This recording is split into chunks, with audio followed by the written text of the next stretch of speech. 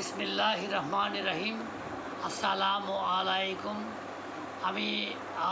আমি ডাক্তার মোহাম্মদ মাহবুবুল আলম, কাজকরা, উত্তরখান, ঢাকা থেকে একটা গুরুত্বপূর্ণ রোগের সম্পর্কে আলোচনা করব। মনোযোগ সহকারে দেখবেন ইনশাল্লাহ।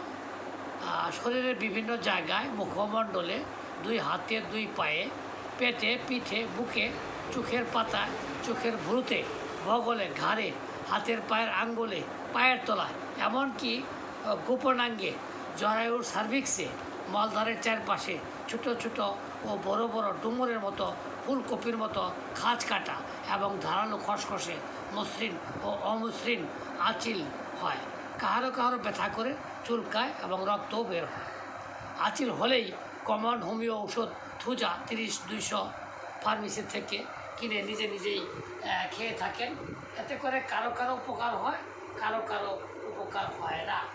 আমরা বিস্তারিত জানার পর কোনো লক্ষণে কোন ঔষধ এবং কত পাওয়ার সেটা জেনে সঠিক ওষুধ প্রয়োগ করলে আঁচিল বা মেয়াজ সম্পূর্ণ ভালো হবে ইনশাআল্লাহ। মডার্ন সায়েন্সে অনেকেই সাইলিসিলিক অ্যাসিড, ইলেকট্রোথেরাপি, লেজারের মাধ্যমে সার্জারি করে, কাটাছেঁড়া করে আঁচিলের সাময়িক চিকিৎসা করে থাকে। কিন্তু কিছুদিন যেতে না যেতেই আবার ওই জায়গায় আঁচিল গজাতে থাকে, কারণ ওই সকল আঁচিল নির্মূল হয় না, কিছু কিছু কোষ থেকে যায়।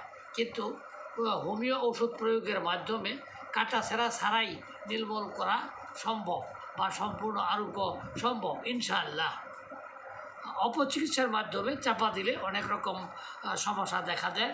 আঁচিল ছোঁয়াচে, গর্ভাবস্থায় মায়ের আঁচিল থাকলে তখন বাচ্চাদেরও আঁচিল বা মেয়াজ হয়।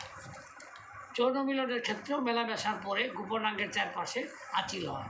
অনেকেই চুল দ্বারা আঁচিল বা মেয়াজ বেঁধে চুন দিয়ে বা পেঁয়াজের রসুনের রেমেডি ও ব্যবহার করে থাকেন। এইরূপ অপচিকিৎসায় হয়তো বা সাময়িক আঁচিল চলে যায়, কিন্তু একেবারে নির্মূল অসম্ভব।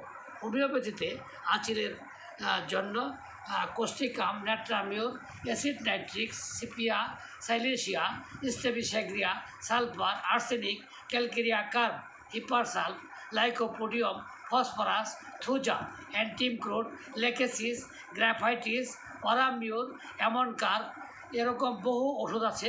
কোনো ক্ষেত্রে কোনো ওষুধ দ্বারা সেটা প্রয়োগ করলে আঁচিল ভালো হবে ইনশাআল্লাহ।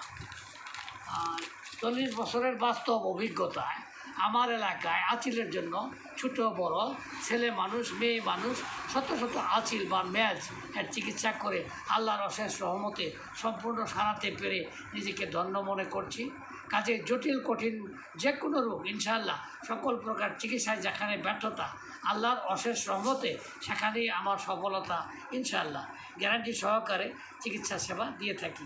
জটিল কঠিন সমস্যা হলে যোগাযোগ করতে পারেন। সকলেই সুস্থ থাকুন, ভালো থাকুন। আল্লাহ হাফিজ। আসসালামু আলাইকুম।